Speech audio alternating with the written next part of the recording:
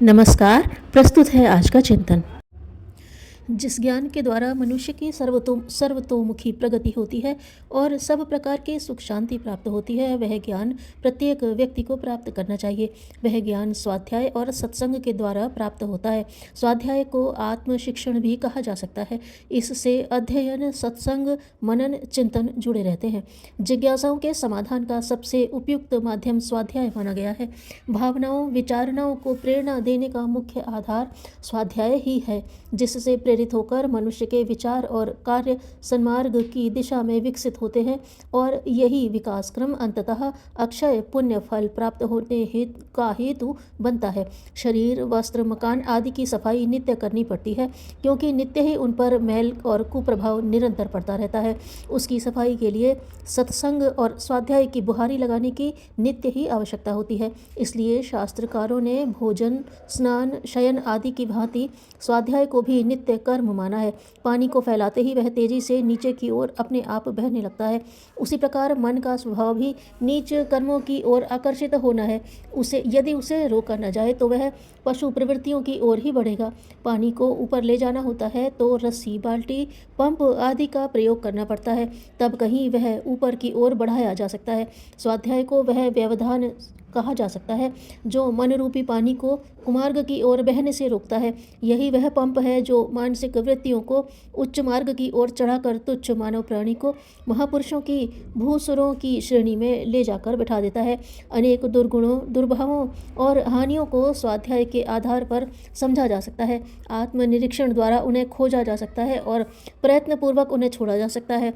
आत्मशोधन और आत्मनिर्माण का सबसे प्रधान विधान स्वाध्याय ही माना गया है। इसी से परमात्मा की प्राप्ति भी होती है।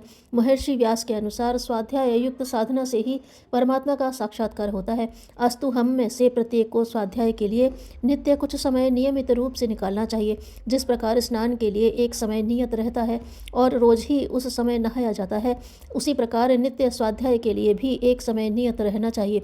यूँ पढ़ने को तो तरह तरह की चीज़ें लोग पढ़ते हैं, पढ़ने का अर्थ स्वाध्याय नहीं है। स्वाध्याय वही कहा जाएगा जो हमारी जीवन समस्याओं पर, आंतरिक उलझनों पर प्रकाश डालता है और मानवता की उज्जवल करने वाली सद प्रवृत्तियों को अपनाने की प्रेरणा देता है।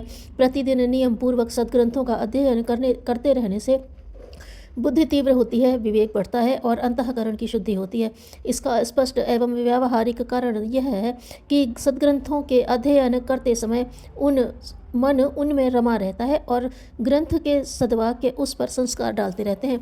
स्वाध्याय द्वारा अंतःकरण के निर्मल हो जाने पर मनुष्य के अंतरपट खुल जाते हैं, जिससे वह आत्मा द्वारा परमात्मा को पहचानने के लिए जिज्ञासु हो उठता है।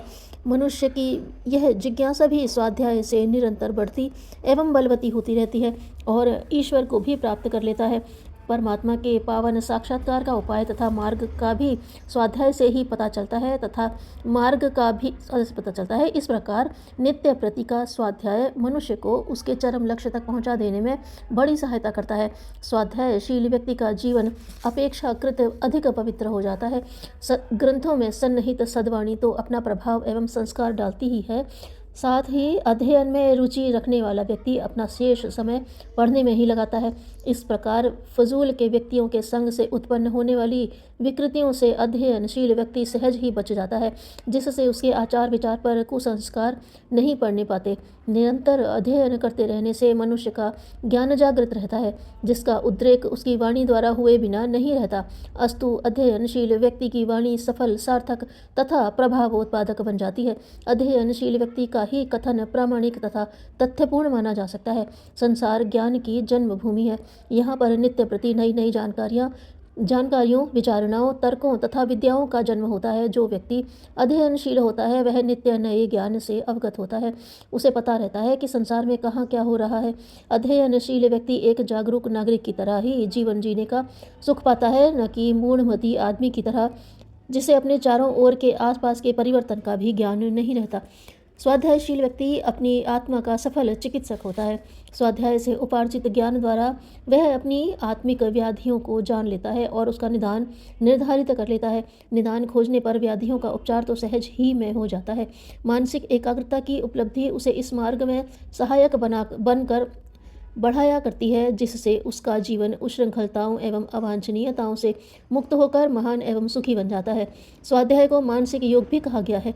जिस प्रकार प्रभु का नाम जपता हुआ योगी उस परमात्मा के प्रकाश रूप में तल्लीन हो जाता है, उसी प्रकार एकाग्र होकर सद्विचारों के अध्ययन में तल्लीन हो जाने वाला अध्येता अक्षर ब्रह्म की सिद्धि से ज्ञान रूप प्रकाश का अधिकारी बनता है। केवल योग ही नहीं, अध्ययन भी प्रभु का साक्षात्कार कराने के उपायों में एक प्रमुख उपाय है। स्वाध्याय जैसे सरल एवं सरस योग में प्रतिष्ठित होने वाला व्यक्ति किसी न किसी रूप में अपने परम लक्ष्य मोक्ष को पाकर शाश्वत सुख का अधिकारी बनता है। अवसर का उपयोग मनुष्य के हाथ की बात है और उसकी सबसे बड़ी चतुराई।